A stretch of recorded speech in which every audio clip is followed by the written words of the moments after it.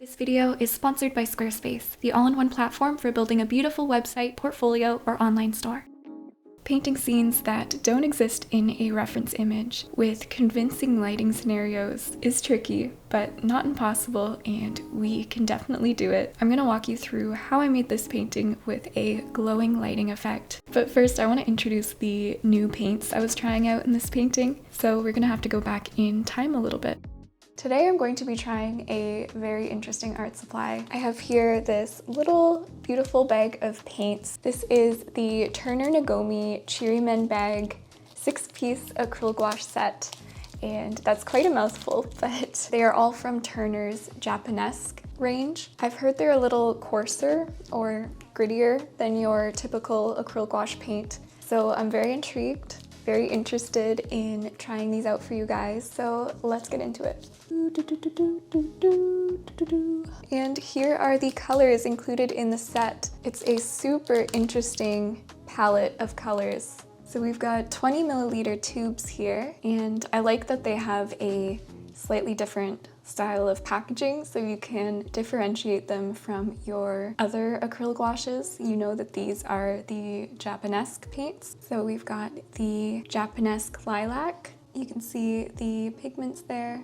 Japanesque green light, Japanesque pale blue, a light cool blue, Japanesque deep pink, sort of a corally pink, and Japanesque strong orange. On the packaging, it looks like a very pumpkin-y orange, but we'll have to see when we swatch it.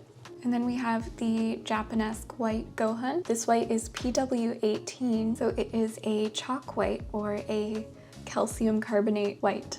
So it's going to be interesting to see what it's like painting with this versus PW6 titanium white. And I'm also noticing that none of these colors are very low in value. None of these colors are very dark, but let's see when we swatch it. And I'm also going to be trying Above Ground's new watercolor sketchbook. I think it's going to pair with these paints really nicely. Swatching these colors, I found them to be both bright and a little muted at the same time, and they all had a grainy texture that I've never experienced before, sort of like some sand got into my acryl gouache paints. I found the texture to be the most apparent in the light blue and lilac colors, so maybe you can see it a little bit on those swatches. The white in the set goes down very transparent, but as it dries, it becomes a teeny bit more opaque. And what makes it super unique is that when you mix it with the other colors in the set, it lightens their value, but it doesn't really make them more opaque as a titanium white would. These Japanesque paints are a lot thicker than my other Turner acryl gouaches, like thicker than toothpaste. But the final texture is very satisfying. So because it's October, there are many art prompt lists floating around on Instagram for what artists call Arttober. I knew I couldn't do every day this month, but I did want to do a few. So I went to Instagram and decided to do a prompt from Furry Little Peach's prompt list this year. And her prompt for the 6th of October was fawn. And I was inspired by this color palette, especially the orange and lilac colors. Because of that orange, I knew I wanted to include a pumpkin. So I had this idea of a scene with a fawn standing over a lit jack-o'-lantern on a moonlit night. And why not throw in some fireflies to really exaggerate the glowy theme. There was two problems with this. One was that the Japanesque set didn't include enough colors to paint this nighttime scene, and two, I didn't have a reference image to follow for this scene I came up with. So first I added some more acryl gouache colors to fill out the palette. I'll put those colors on the screen. I still wanted the Japanesque colors to be the star of the show and to inspire the color palette of the painting. And next, to create this imaginary scene and lighting scenario, I had to research photos of baby deer and jack-o'-lanterns. I found this photo of a fawn on Pinterest that was in a pose that I liked, and I found photos of lit jack-o'-lanterns in the time of day / lighting scenario that I wanted. And you can see that when a pumpkin is lit from the inside, there is what is called subsurface scattering going on, which makes the flesh of the pumpkin look bright red near the light source. It's the same reason our hands glow when we hold them over a flashlight. The light is just bouncing around in our hand. Anyways, I won't go more into that. But you can see there's sort of a gradient from that bright red to a purplish lilac color as you get further from the light source in the pumpkin. So this was useful information to know for the painting. The inspiration photo of the fawn was taken during the day, and obviously there's no lit pumpkin underneath it, so I needed to alter a few things. First, to give the impression that it's a night scene, or maybe a twilight scene, I edited the photo to be more blue. And this is because when we are outside at night, things tend to look like they have a blue filter over them, and that's why you'll hear people describe moonlight as blue. Moonlight actually isn't blue, but there is a perceptual illusion that occurs because of how the rods and cones in our eyes work. I won't go more into that, but I highly recommend James Gurney's Color and Light book if you want to learn more. But basically, I edited the colors, pumped up the blue in the reference image to give us that moonlit look. I also added one of those jack-o'-lanterns sort of in the spot I wanted to paint the pumpkin, more of a placeholder because I knew I wanted to paint the jack-o'-lantern in my own way, but just to understand where it would sit in the scene and what the colors of the jack-o'-lantern would be. I also quickly indicated some warm light hitting the underside of the fawn from the jack-o'-lantern, sort of a pale yellowy orange light, and thinking about where this light would hit the fawn, its legs, etc. And also how it would create warmth on the ground around it.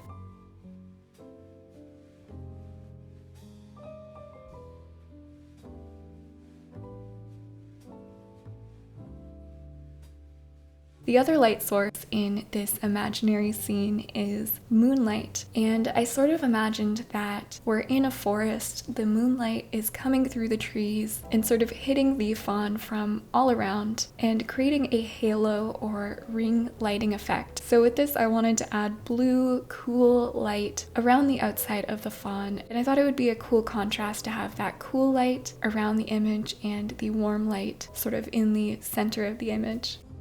And understanding that the fawn is furry, she's fuzzy, especially the fawn's tail and sort of butt fluff. I don't know, I'm thinking about like my dog, how her butt's fluffy. Anyways, but the moonlight would be sort of shining through this fur a little bit, giving the fawn sort of a glowing halo effect around it.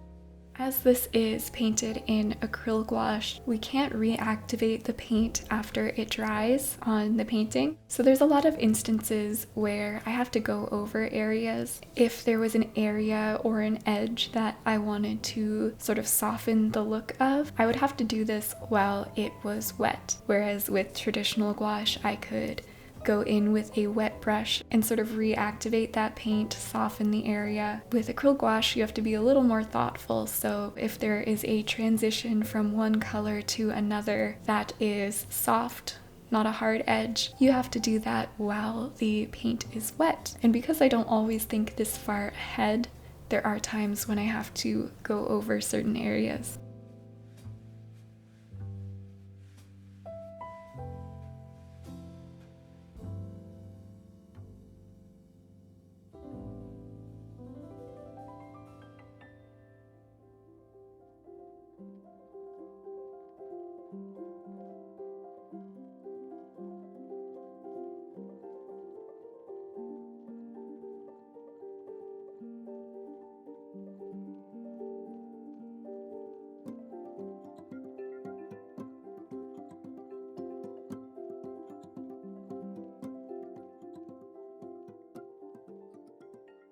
A few areas where I could really have fun with shape design, made up shape design, was the grass and also sort of the impressions of shrubs and trees around the composition. I didn't want these elements to distract from the focus of the painting, so I really simplified them and thought of them entirely as shapes to inform the composition rather than as trees and shrubs and thinking about it in that realistic way. It took me a while to be satisfied with the grassy forest floor. I wanted there to be indications of dry grass, but I didn't want to overcomplicate it.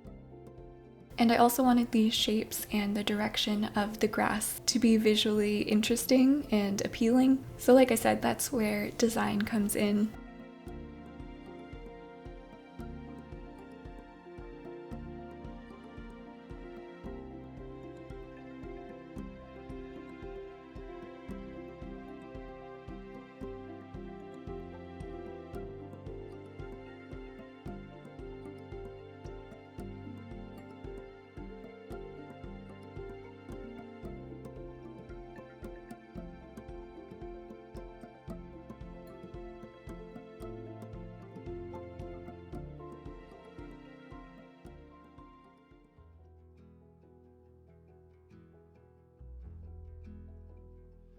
I decided to call this painting The Guardian, and I like that name because we don't really know if it's the fawn that is guarding the pumpkin or if it's maybe the pumpkin that is guarding the fawn, or maybe it's both. But either way, I think there's something heartwarming there.